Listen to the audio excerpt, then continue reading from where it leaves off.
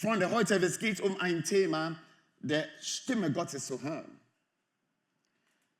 Und ich weiß, wenn wir an das reden, dann einige denken, ja, sag mir die 4 Punkte, die ich wissen soll, um die Stimme Gottes zu hören.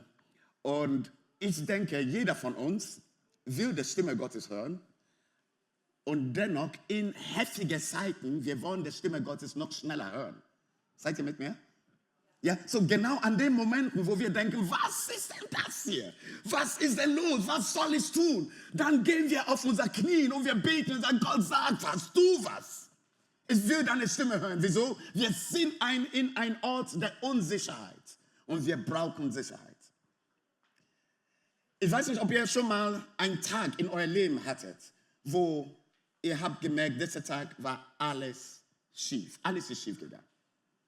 So, von morgens, man hat verschlafen, man geht zur Arbeit, der Kollege hat es auch krank gemeldet, ja, und du denkst, jetzt muss für 2 Leute arbeiten, der Chef kam und hat noch mehr Sachen, ja, kennt ihr solche Tage? Wo ihr denkt, ja, beam me up, ich will einfach weg. So, ich hatte so einen Tag letztes Jahr gehabt, ich war unterwegs in Rumänien, die haben mich eingeladen, um da ein Seminar zu haben für Gemeindegründer in ganz Europa. Und es ist überhaupt durchzukommen am Flughafen war sehr herausfordernd. So, man steht früh auf, man ist da, man denkt, okay, man kommt schnell durch. Und dann merkst du, das sind Tausende von Leuten, die gleichzeitig fliegen wollen wie du. Und das heißt, noch länger da zu stehen und noch zu warten. Und du guckst auf die Uhr und du denkst, ich hoffe, dass ich meinen Flug irgendwie hinbekomme. Und Gott sei Dank, ich habe meinen Flug bekommen. Ich war dann in Rumänien und dann von Flughafen zu der Veranstaltungsort. Ich wollte dann irgendwie ein Taxi nehmen. Und ich habe dann der Taxifahrer gesagt, hey, ich habe kein rumänisches Geld. Ich will eine Karte haben. Hast du ein Kartengerät in dein Auto? Ja, kein Problem. Ich bin dann eingestiegen in das Auto. Ich guckte rum an das Auto und wenn jemand ein Kartengerät hat, irgendwie du siehst gewisse Kabel, ja? Ich sah gar kein Kabel. Und unterwegs, ich habe ihn nochmal gefragt. Und ich kann eine Karte sagen, Visa, ja, kein Problem. Aus Deutschland? Ja, oh, wie geht's dir? Er hat mit mir gesprochen, alles super. Und dann irgendwann, ca. 15 Minuten auf dieser Autofahrt, ich habe ihn nochmal gefragt, weil etwas in mir sagte, Und dann sagte er zu mir, ja, ich will mit dir zu einem Bank fahren, um Geld abzuheben. Und ich sagte, hey, come on, das ist nicht der Deal, oder? Und dann startete so eine Diskussion im Auto. So, ich habe gewünscht, dass kein Pastortitel auf meinen Kopf stand, ja? So, ich war sauer, er war auch unverständlich. Am Ende von der Story, er hat mich irgendwo mitten auf der Straße rausgelassen. Und mein Koffer, ja, mit so Rollen, hat er rausgenommen aus dem Kofferraum und er sagte, ja, jetzt, was mache ich? Sollen wir die Polizei rufen? Und ich sagte, besser ist es, sonst schlage ich jetzt gerade, ja. So, ich war wirklich sauer. Und in einem Ort, wo ich nie war. Und zu einem Veranstaltungsort, wo sie auf mich gewartet haben, stand ich mitten in nichts. Gott sei Dank, ich hatte mein Handy. Ja, Google Map war. Und dann habe ich mein Handy angemacht. Ich sagte, okay, mindestens kann ich mal den Weg finden. Wie komme ich dahin? Mein Akku war gerade mal 5%. Und dann hat mein Herz angefangen zu zittern. An diesem Moment denkst du, ich brauche den Heiligen Geist, ja? Er soll mich irgendwie leiten. Und Leute, ich habe dann diese App angemacht und ich sagte, okay, jetzt gehen wir dahin und dahin und dahin. Und ich habe so gefolgt und ich bin rumgegangen, 30 Minuten lang. So ich habe meinen Koffer gezogen, die Reifen an meinem Koffer, alles war kaputt. Irgendwann musste ich meinen Koffer tragen. Und nach 30 Minuten, ich kam zu einem Ort und ich dachte, hier war ich schon mal. Einfach rumgegangen, 30 Minuten lang. Und das war ein Tag, wo ich nicht mehr predigen wollte. Nein, Ja, so, ich war irgendwann da, weil irgendwo jemand hat mir gezeigt, wo eine Bushaltestelle ist und ich soll auf diesen Bus warten und dieser Bus wird mich dahin fahren. Ich saß sogar im Bus und da ist nur eine andere Sprache, die ich nicht verstehen konnte. Das heißt, ich wusste auch nicht, wo ich aussteigen sollte und ich habe jemanden gefragt, die Person versteht kein Englisch, kein Deutsch. Boah, so war mein Tag.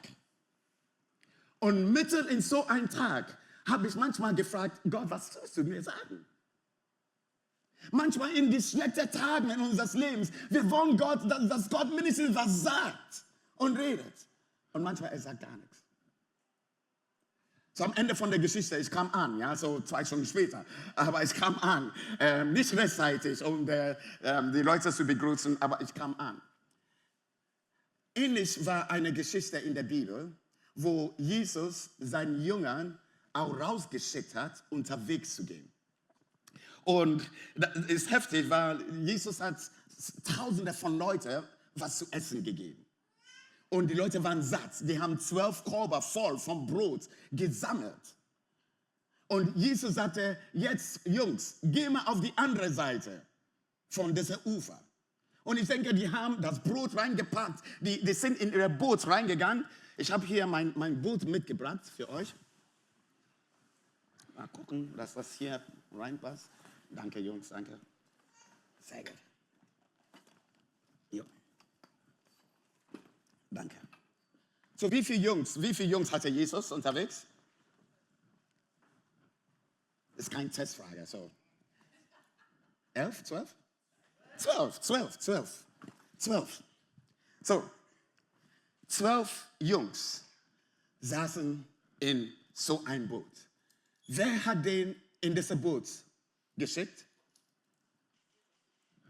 Sehr gut, Jesus. Wir lesen die Geschichte in Matthäus 14.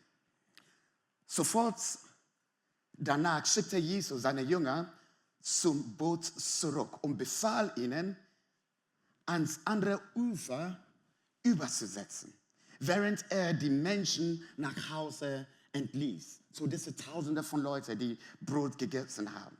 Dann stieg er allein auf den Berg hinauf, um dort zu beten. Das heißt, Jesus hat die Jungs gesagt, hey, geh mal im Boot, geh mal rein und ja, just move. Ich komme, ich gehe erstmal beten. So, erstmal, lass uns mal mit mir denken in dieser Bibelgeschichte. Seht ihr etwas? Gott tut was Gutes, was Schönes. Er hat Brot vermehrt, alle haben gegessen und das genossen. Und er hat diese Zeit abgebrochen. Und er ging allein und hat gebetet. Manchmal wir erleben den Segen Gottes und wir denken, das soll immer so sein. Jesus tut das immer weiter. Und Jesus sagte, ja, es ist gut, dass du das erlebt hast, aber manchmal ist es gut, zurückzuziehen, um mit deinem Vater zu reden.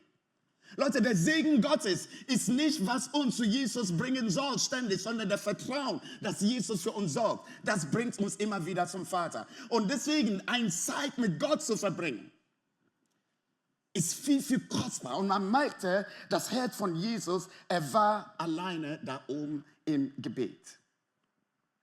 Währenddessen, Vers 24, hatte sich das Boot weit vom Ufer entfernt und war in schwierigen Seegang geraten. Und da war ein starker Wind. Ein starker Wind ist aufgekommen. Ich habe euch die Frage vorhin gestellt. Jesus hat den in dieses Boot geschickt. Da ist ein starker Wind gekommen. Passt nicht zusammen. Ich meine, wenn Jesus uns sendet, etwas zu tun, alles muss gut sein. Alles muss gut laufen. Ich meine, von Anfang bis zum Ende. Ich habe richtig gehört. Es soll gut laufen.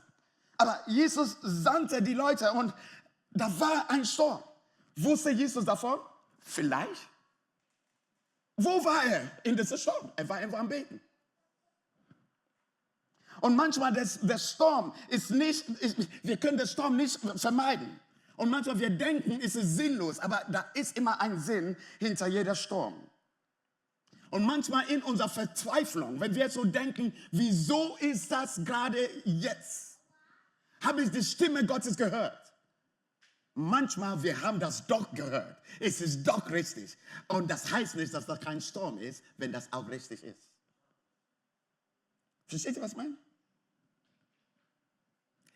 In meiner Prägung ist, wenn du Gottes Stimme hörst, dann da muss nichts Schlechtes passieren. Alles muss glatt laufen. Alles muss glatt laufen. Aber hier, wir merken, die haben der Stimme Jesus gehört. Und dennoch war nicht alles Chico. Und dann kam, jetzt Vers 25 und 26, gegen 3 Uhr morgens kam Jesus über das Wasser zu ihnen.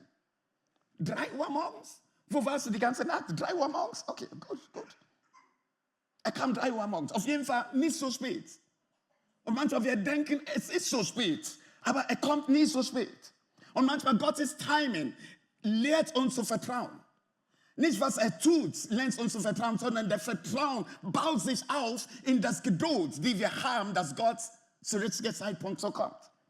So, Jesus kam am 3. Stunde des Morgens und er kam einfach über das Wasser zu seinen Jüngern. Die Jünger waren am Kämpfen gegen einen Sturm. Das war unruhig im Boot hinein. Und dann kam Jesus auch und hat sie erschreckt. Das war nicht nur, es ist alles müde und mühsam, sondern jetzt haben wir Angst. Weil wir sehen jemanden und das ist wie ein Geist. Ich meine, so schlimm kann manchmal die Tage sein für die Jünger. Das war ein Bad Day. Und Jesus sagte, er sprach zu denen und er sagte, hey, ist alles gut. 27. Ich bin es. Hab keine Angst. Wenn wir über Hören sprechen, dann, Freunde, manchmal, was wir erwarten, was Jesus sagt, ist anders von was er wirklich sagt. Wenn du in so einem heftigen Tag wäre wie die Jünger, du wirst hoffen, dass Jesus zu dem Sturm spricht.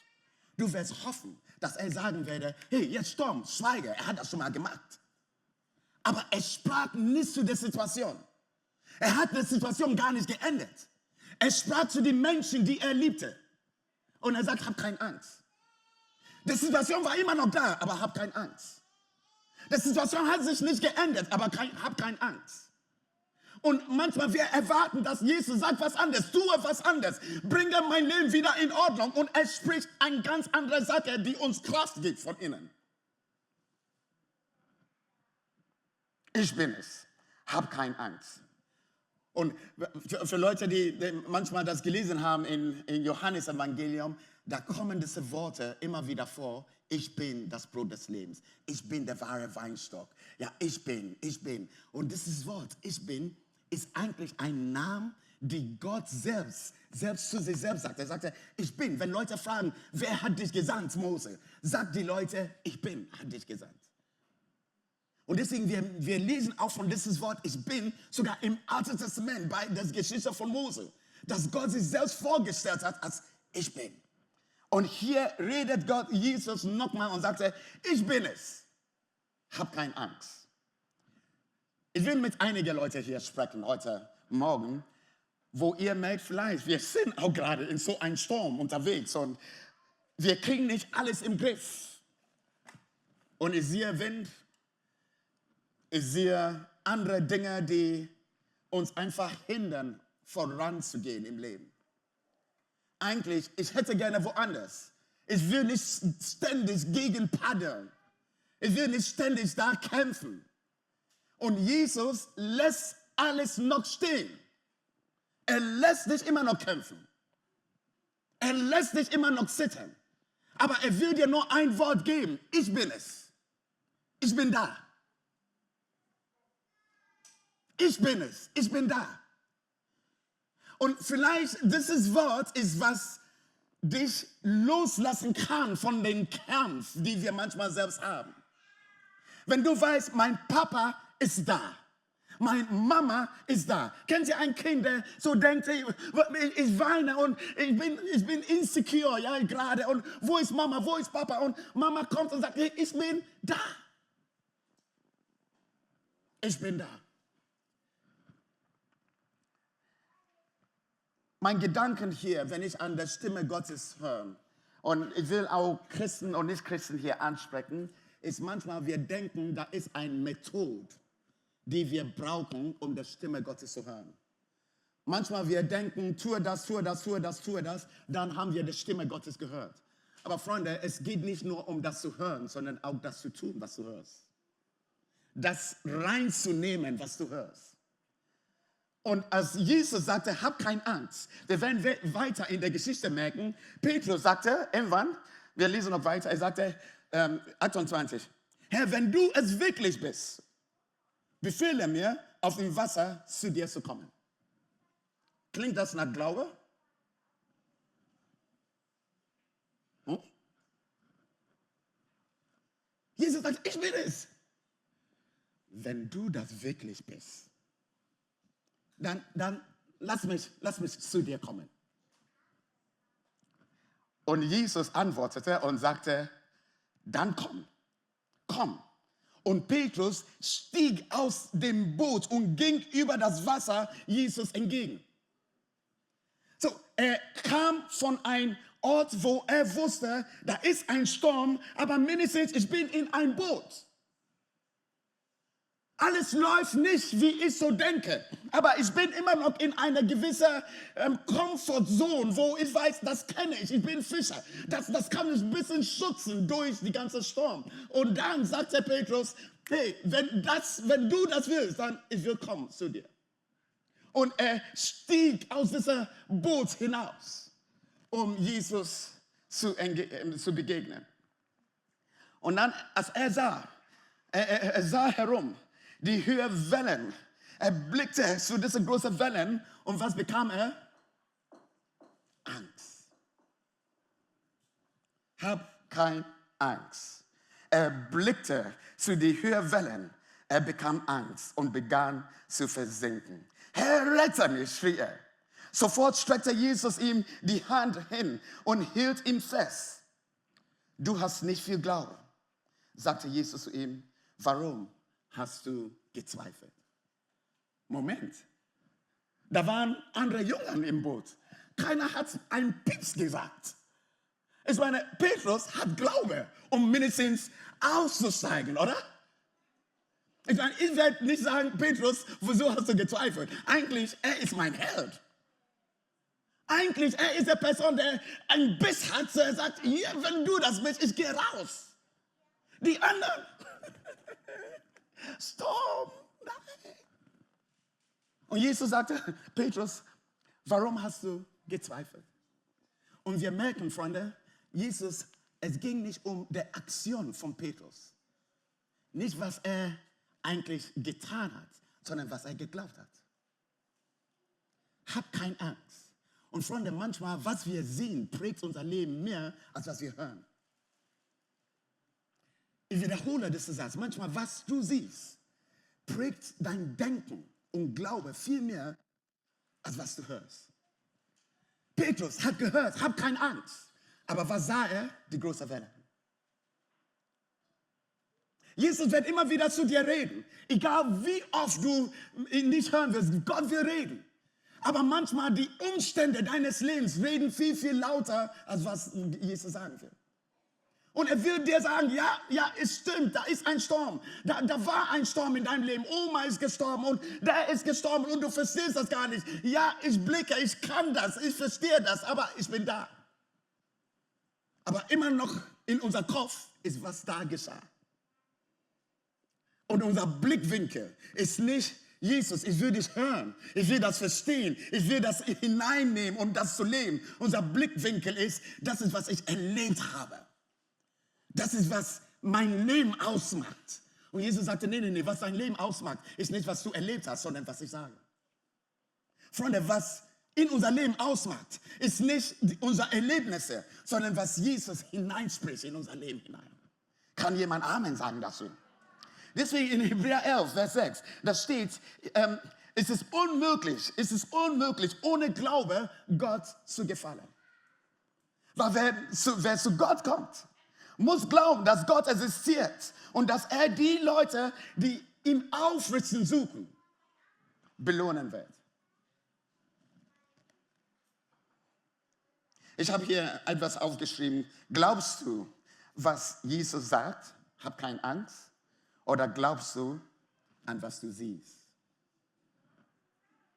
Die Sturm und die Wellen. Die Geschichte geht weiter. Jesus hat dann Petrus angepackt. Und diese Geschichte allein ist heftig, weil man wusste nicht, wie weit war Petrus von Jesus. Man wusste das gar nicht. Er hat nur einen Step gemacht, out of sein Comfort Zone, um Jesus zu begegnen. Und da kam Angst, er fängt an zu versinken. Und was tut Jesus? Er ist sofort da. Er ist sofort da. Freunde, denke nicht, dass du sinken werdest. Denke nicht, dass die Umstände des Lebens dich runterkriegen werden, wenn Jesus immer noch da ist. Er wird immer noch rechtzeitig da sein. Und dann nahm Jesus Petrus und er ging mit Petrus wieder in das Boot zu den anderen Jungs, die gar nicht sich bewegt haben. Und was geschah da? Da beteten ihn die Jünger an. Du bist wirklich der Sohn Gottes, riefen sie. Freunde, der Höhepunkt von dieser Geschichte ist nicht, auf dem Wasser zu gehen. Das ist, was wir denken. Der Höhepunkt von dieser Geschichte ist, einen Glaube hervorzurufen in die Menschen, die Jesus schon kannten. Das war der Höhepunkt. Kennt ihr jetzt solche Hollywood-Filme, ja? Wo man denkt, Happy End, wann kommt der Happy End? Ja? Das war der Happy End. Die waren alle im Boot hinein. Und die sprachen nicht über, oh Petrus, krass, du warst auf dem Wasser, heftig. Und Jesus auch, oh krass. Nee, das war nicht das Thema. Die haben gesagt, hey, du bist der Sohn Gottes. Der Heilige Geist, wenn wir von dem Heiligen Geist sprechen, das sind zwei Sachen, die der Heilige Geist immer macht. Und bitte hör sehr gut. Und die zwei Sachen, wir tendieren immer zu eins oder die andere. Das Erste, was der Heilige Geist macht, ist übernatürliche Sachen. Und darüber sprachen wir vor 2 Wochen. Gaben der Prophetie, wo Gaben der Heilung, wo wir denken, hey, das ist out of the boat, das kennen wir gar nicht. Es ist der Geist Gottes. Und das sollen wir auf jeden Fall erwarten. Aber das Zweite, was der Geist Gottes macht, ist, er ist im Boot hinein, um uns eine innerliche Transformation hervorzurufen. Und das sieht manchmal keiner. Aber das ist genau, was der Geist Gottes auch will. So, er will, dass wir mehr wie Jesus sein können. Das heißt, er verändert uns Tag für Tag. Und er macht auch übernatürliche Sachen, auch Tag für Tag. Und basiert auf unserer Vergangenheit tendieren wir immer zu eins oder die andere. Und das sind Christen, die sagen, hey, wir brauchen mehr Wunder, wir brauchen mehr das, wir brauchen mehr das. Und die reden über out of the boat, out of the boat, out of the boat. Amen dazu. Das sind Christen, die reden, hey, aber Gott muss mich verändern, ich will einfach mehr der Liebe Gottes haben. Ja, das ist alles richtig. Und es ist nicht entweder oder. Wir brauchen beides. Weil du kannst die übernatürlichen Werke von Jesus tun, wenn er dein Leben verändern kann, dass du Menschen bedingungslos lieben kannst. So kommt das dann zusammen. Versteht ihr? Und wir wollen eine Kirche sein, die nicht nur denken an das Übernatürliche und sagen, jeder muss eine Begabung haben. Und ja, jeder soll das haben, weil das ist, was die Bibel sagt. Und dennoch, ich weiß, jeder soll einen Veränderungsprozess mit dem Heiligen Geist erleben. Und unser Hunger soll halt beides sein. Und wenn du eins mehr hast in deinem Leben, der Tendenz, ja, so, ich weiß auch schon von unserer Kultur, aus Leute aus Ghana, aus Afrika, da ist sehr viel spirituell und Sachen passieren, schwarze Magie und. Unser Denken ist sofort an Übernatürliches. Für andere Leute, die mehr in dieser Familiensituation geprägt sind, und meine Mama, mein Papa, man denkt immer, hey, ich will das genießen, was Gott mir gibt. Bloß nicht out of the comfort zone. Ich will alles verstehen, was hier geschieht. Und Freunde, wir sollen beides haben. Wir sollen in beides wandeln. Wieso? Das ist der Vielfalt von der Geist Gottes. Das ist die Menge von der Geist Gottes, die er in unser Leben hineinlegt.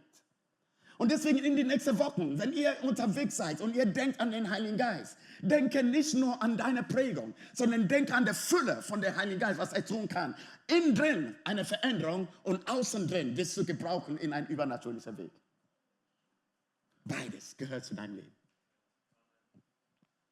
Und dafür wollen wir auch heute Morgen füreinander beten. Egal wie du geprägt bist. So, mein Story. Ich war sehr geprägt von dieser Außen. Sehr geprägt von dieser Außen. Ja, so das ist, was ich erlebt habe in meiner christlichen Szene. Die Leute haben für Leute gebetet, die sind umgefahren. Die Leute haben in neue Sprache gebetet. Ich habe Prophetie gesehen und ich dachte, wow, so ist der Geist Gottes. More. Aber Freunde, wir können nicht von Highlights zu Highlights leben, ohne eine Basis zu haben. Und meine Sehnsucht, ja, ich habe die Täuflingen gesagt, meine erste Bibelstelle in meiner Taufe war, du wirst rausgehen, Markus 16, und du wirst Zeichen und Wunder, wenn dein Leben folgen. Ich bin die nächsten Wochen im Krankenhaus gegangen, ich habe vor Kranken gebetet. Ich hatte immer noch Asthma und Bronchitis. Aber ich hatte Glaube, dass andere Leute gesund werden. Und ich habe das getan. Der Geist Gottes schenkt Gaben. Freunde, wir waren auf Freizeiten, wo Leute mir gesagt haben, hey, ich habe Rückenprobleme und ich habe jeden Tag Medikamente genommen. Jeden Tag. Und wir waren auf Freizeiten und ich habe gesagt, ja, wir können auch beten. Die haben auch muslimischen Hintergrund und wir haben gebetet und den nächsten Tag, die kamen und haben gesagt, ich erlebe keinen Schmerz mehr. Und ich sagte, warte mal ab, der Freizeit geht noch länger. Vielleicht kommt das und dann beten wir nochmal. Aber in der ganzen Freizeit, er hat keinen Schmerz mehr und er musste kein Medikamente mehr nehmen. Gott tut Wunder. Und ich glaube, dass er das tun kann in deinem Leben und durch dein Leben. Leute, es ist nicht deine Perfektion, es ist Jesus' Perfektion. Aber ich will gerne, dass wir uns zur Verfügung stellen. Und zu sagen, Herr, tue dein übernatürliches Werk durch mich. Lass der Teufel dich nicht anlügen, dass du nicht gut genug bist. Lass die Teufel dich nicht anlügen, dass du die Bibel nicht auswendig kennst und dein Glaube so klein ist. Genau das ist die Plattform, die Jesus braucht. Weil wenn das geschieht, dann kannst du keine Ehre nehmen. Und dennoch tief in mein Herz ist, dass da ist eine Verwandlung, die Gott tut in dir. Keiner sieht das. Es ist nicht ein Werk von außen, sondern es ist ein Werk, die in dir drin stattfindet, während du Zeit hast mit Gott im Gebet. Manchmal, du spürst das gar nicht, aber es verändert dein Denken. Es verändert, wie du mit Leuten umgehst. Es verändert deine Liebe zu anderen Menschen.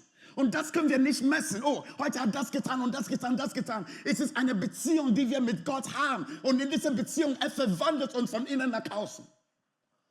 Freunde, das ist, was die Welt prägen kann. Weil die Menschen in dieser Welt suchen Jesus. Und wie wäre es, wenn sie Jesus sehen können in dir? Wie wäre es, wenn sie merken, diese Liebe von dieser Frau ist unglaublich. Und das ist etwas, was Jesus in uns hervorruft. Und meine Sehnsucht ist, dass wir ein Church sind, die beides, wir haben Hunger nach beides. Und manchmal, ich merke meine Fehler. Ich merke meine Schwachheiten. Und in meinen Gebetszeiten, ich kann das von Gott nicht verstecken. Ich rede mit ihm davon. So, Herr, ich bin in diesem Boot, aber ich bin ein Angsthase. Ich bin in diesem Boot, aber dieser Judas, ich hasse ihn. Er nimmt so viel Geld. Und dieser Johannes, er kuschelt nur mit dir. Wenn ich mit dir kuscheln will, er ist da. Und dieser Matthäus, er denkt nur an, wie er Geld kassieren kann. Und jeder von den Jüngern in diesem Boot hatten ihre Probleme. Und Freunde, deswegen manchmal in ein Hilfsheim. Einige sagen, wir gehen nicht in ein Hilfsheim. Wir bleiben immer in dieser Außen. Nein. In dieser Hilfsheim versucht Gott uns zu verändern, weil alle Leute in dieser Hilfsheim sind anders geprägt. Und es ist einfach alleine zu sagen, ich liebe Menschen. Aber wenn du mit Leuten zusammenkommst, dann merkst du, ob du das wirklich tust.